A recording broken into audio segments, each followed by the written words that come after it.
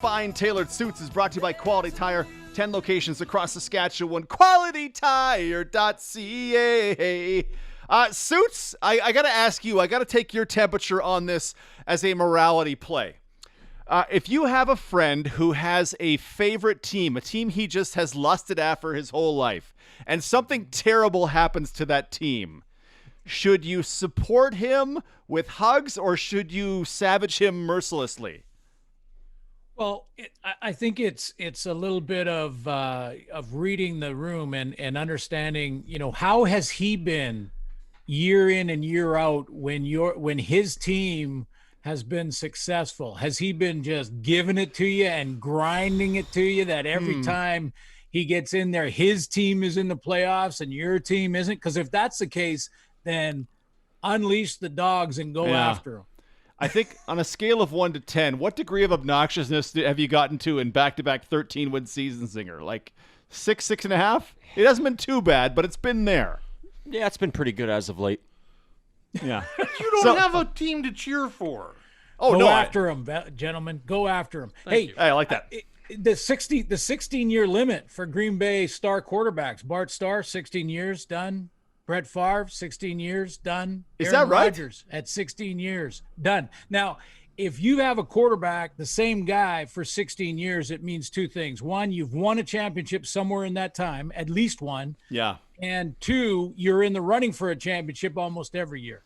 Yeah, and I think that's probably part of, Zinger, why you're not feeling so down about this, because you are truly #blessed with quarterbacks. #blessed. I mean, I'm a loss of words at this point, DT. I just hope this gets sorted out. I don't want this to linger on for months, you know what I mean? Oh, but it's going to linger on till at least 6:30. Let's guarantee that. Guaranteed. It's going to linger till 6:30. Suits, what's the deal? Vaccinated or is that just about to happen?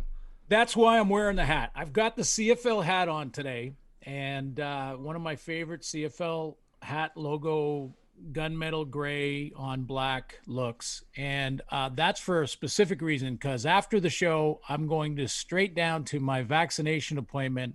Can't wait to get it done and to get on Twitter at Glenn Suter and just a little point to the CFL logo, the needle in the arm, and say to everybody out there, if we all do this, we all can get the CFL back quicker than not. So that's the reason for the CFL hat. I'm pumped to go down and get my vaccination. I definitely respect everyone's, opinions on these things. You have the right to your own opinion, but I strongly endorse the vaccination route. And I think we can all get back to normal quicker and protect each other, be good teammates if we all get vaccinations, even if it's not, something that maybe you have some concerns, and I totally respect all that, but this is a chance to be a good teammate for those around you as well. It's not just about you. It's about those around you. And so that's why I'm going to do it. I'm going to tweet it. And I hope that everyone gets their vaccination when their time is up. Protecting you, like Gene Mikowski and Jeremy O'Day protected Kerry Joseph in 2007. There you go. There you go. There you go. You've got the hat. Are you going to roll the sleeve up and give a little subtle flex of your, look, I used to be an athlete. Detition style, you going to give us one of those in the photo? I probably would, DT, but the problem with that is if I flex while the needle is on its way in, it might just bend it. So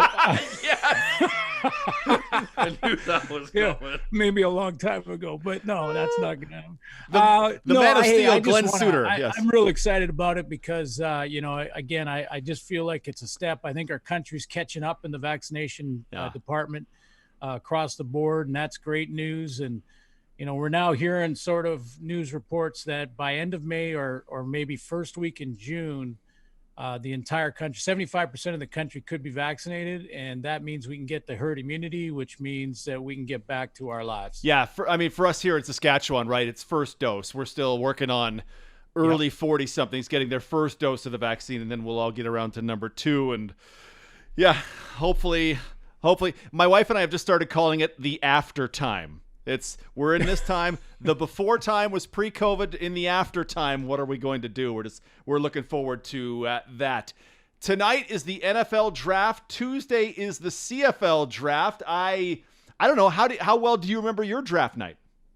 Oh, like it was yesterday. And, this is a real special time for athletes that have been, looking at the opportunity just to try and get their foot in the door, the thin edge of the wedge in the door to a training camp in either league, and to get an opportunity to live out a dream of playing professional football. And I know the difference between the NFL and the CFL when it comes to this draft, and they're very different drafts. Obviously, the CFL is very unique in the draft for the ratio reasons, but you also win the lottery when you get drafted in the NFL, and there's there's that added to it, which is cool. But I know I sent you a text earlier today with some interesting numbers, with over 1 million kids in the NFL playing high school football in America. Yeah. In the U.S. Yeah. Oh, sorry, in the U.S. Yeah. And of those, 300 will play in the NFL.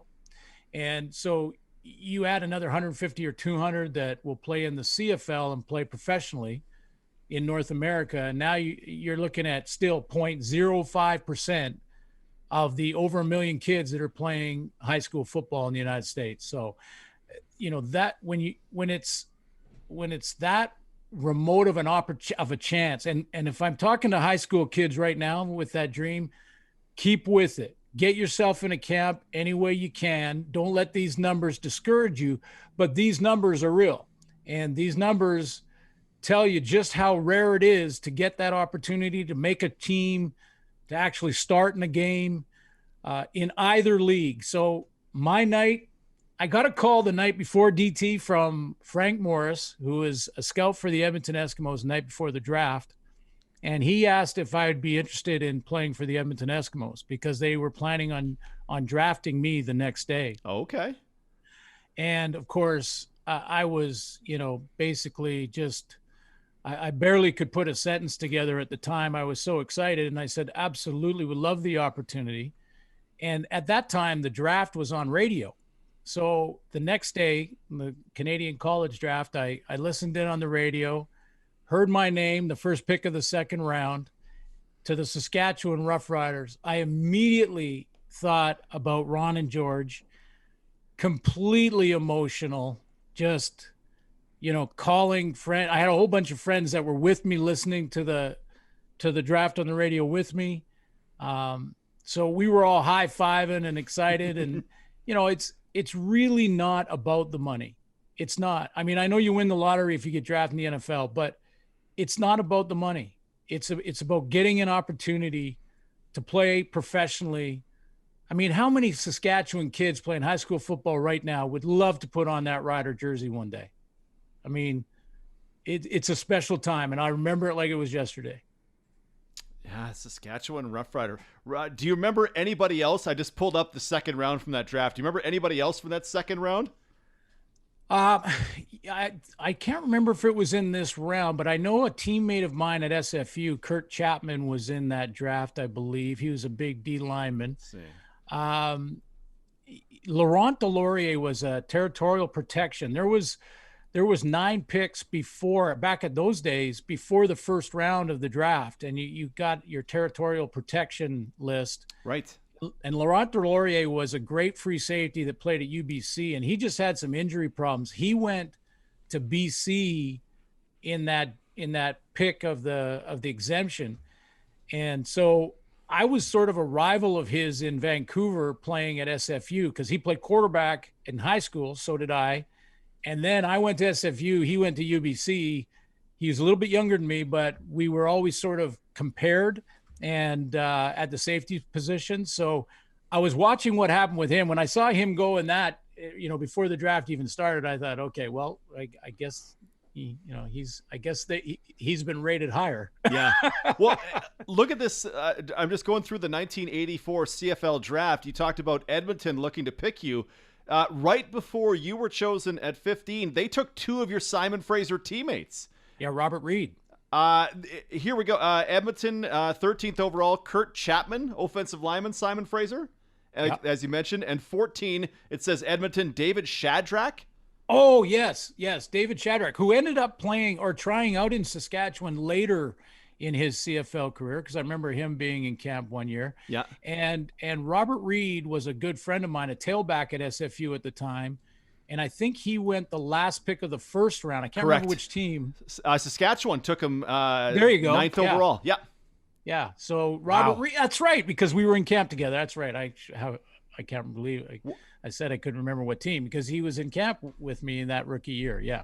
One, Simon Fraser, Paul Tiffin, defensive lineman, went to Montreal. 4 picks after you. So 4 Simon Fraser guys went in a 7-pick span. And oh, by the way, there was a guy in the first round too. You guys must have been monsters in 1984, or in that 83 season, the year before the draft. One of the reasons I chose SFU was because of that draft reputation, and just the fact that they had the great reputation of building a outstanding football program. Now, since then, U Sports has made up so much ground. I mean, in the last 20, 25, 30 years, the players, the quality of player coming out of U Sports now is just night and day improved. So, if I had to make the same decision now, boy, it'd be wide open. I'd be looking at a lot of different teams, U of S, U of R, you go back east, and Laval's got a great program, and UBC, SFU still playing. I mean, they're in the NCAA Division II now, but yeah, I mean, I think of this day, and I think I get excited for the young guys that are looking for this opportunity. And keep in mind, in that year, DT, Terry Baker, I believe, went in the very last round, or maybe real late in that, and he became a key kicker for Saskatchewan for years with us.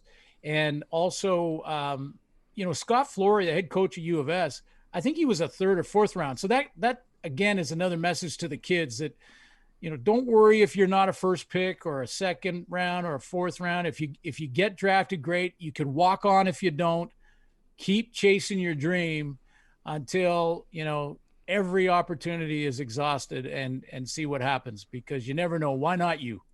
Glenn Suter, the only player from the 2nd round of that draft who has a Wikipedia page, so you've made it when, Mitchell, you got a Wikipedia page. Take that, Roy Kurtz from Wilfrid Laurier. Hey, Glenn, did you say that you played quarterback at one time?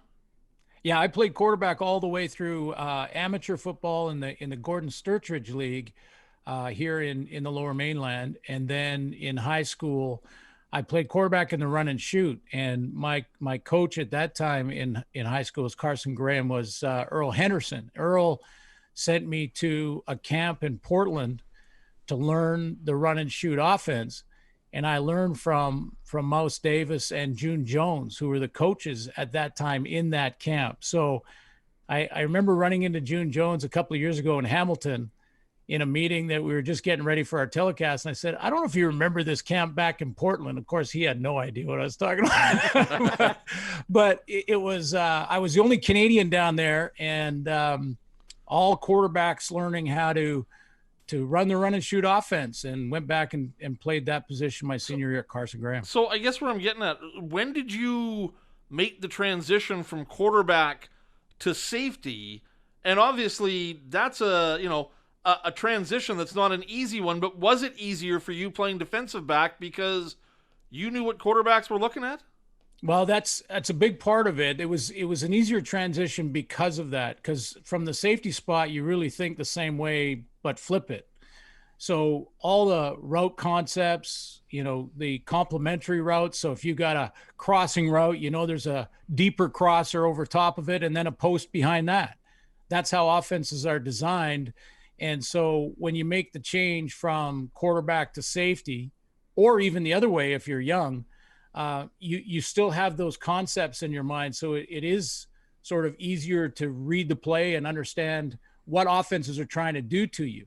But I consciously made the decision to move to defense because I knew that an opportunity, and this is unfortunate, I'd like to see this change one day, but an opportunity to play quarterback at the pro level was probably even lower than even getting a chance to play.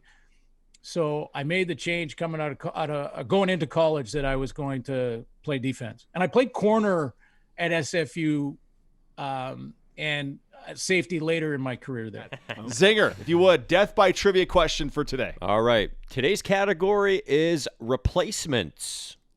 Okay. A former NFL replacement player in 1987 This Kansas Jayhawk alum was next in line to wear number 27 after Glenn Suiter's tenure. Oh my goodness. Paul Pierce. No, that was basketball. John Cornish. Is it John Cornish? Is the answer John Cornish? No. Okay. If you know the answer, 306-936-6262. I'm trying to think of any other Kansas football players. Who was the player that wore 27 after Glenn? Is that basically the question? Yes, a former NFL replacement player in 1987. This Kansas Jayhawk alum was next in line to wear number 27 after Glenn Suiter wore it with the Riders. 306-936-6262. Death by Trivia. 1-866-767-0620. Suits, do you know the answer to who wore 27 after you? Can I ask a call a friend question? Was it a running back? Zinger nods. Yes, it was a running back. Okay, Keenan I think I LaFrance. might know. Oh, no, it wasn't Keenan LaFrance. Okay, all right. It was a running back, yes. All There's right. a little hint. That should absolutely help. The CFL Draft is on Tuesday. The Regina Rams have young Kyle Borsa as one of their members, a running back available in the draft, and I certainly hope he gets chosen. This is my take, and Suits, I'm going to want your evaluation on this. I think we need more Canadians at running back in the CFL. What? I think we need more Canadians at running back in the CFL. I can dig into it to explain more. But 2019, we had 8 Canadian running backs start at least one game in the CFL. They were very heavily concentrated in the Hamilton Tiger Cats, and there were 2 for the Winnipeg Blue Bombers. They made up 6 of the 8 running backs who started a game. But when you go back and look at the numbers behind it, I took 5 years worth of numbers. And an American running back who starts in the CFL in 2015 to 2019 averaged 5.4 yards per carry. A Canadian running back who started the game in that span averaged 5.2 yards per carry. I think we have this perception that, it's got to be an American position. It's amazing. They're so much better. It hasn't shown up in more than 10,000 carries in the Canadian Football League. So we need to start plopping Canadians in at running back and give our kids a chance to shine. For it or against it, Glenn Suiter? I love it. I mean, I love it. I mean, that whole, hypothesis comes true when you talk about Ricky Williams too. I mean, when Ricky Williams ended up in Toronto, there were many, especially in that city, that were saying that he'd rush for 4,000 yards. I mean, that was in newspapers. I was shocked to, that just the lack of understanding and the quality of athlete in Canada. Now, sometimes we need a little more time because we've been playing street hockey for so long, and then we get to high school, and that's when we start to play football. Whereas in the States, they're playing when they're 7. So, it does take at times a little bit longer. That's the Ray Elgard story. But I love it. I love your idea there, Derek, because when you look at, first of all, they can do it because we've seen it. John Cornish, Andrew Harris, there's enough examples. Jerome Messam, Galanders has had success. Johnny Augustine behind Andrew Harris. Sean Thomas Erlington, you saw him at the beginning of 2019. That guy was a monster running the ball for 2 consecutive seasons. Absolutely. So they've shown that they can do it. And, I think if there's an exception to every rule. And if you go into a draft and you have Mike Pringle on your team, it's different. You're not making the change to Canadian there, obviously, right? But there are times when, you could work your ratio in so many different ways. That's why this draft for the CFL is so unique and in some ways more challenging than any other draft in pro sports. Oh yeah, absolutely. Yeah, because you've got so many variables that you have to deal with. It's not just sort of best player or team need. That's every other draft.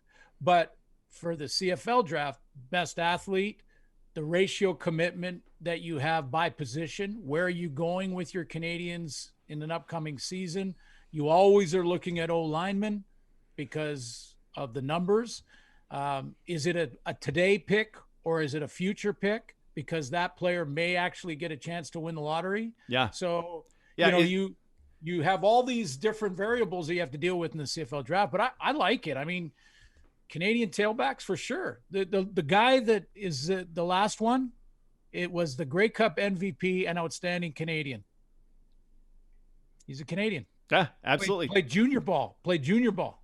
Exactly. Another one of those territorial picks. Mitchell Blair, unfathomable to him that I would say Canadians should start at running back. I'm stunned. The reasons behind it may be more sinister than what we're laying out here. But running backs, there's no reason. It doesn't show production-wise that Americans are significantly better. And you think of the other duties the running back would have. Okay, they have to pick up the blitz and they have to catch the ball. Canadians, they do that at U Sports level. They can do it at the CFL level.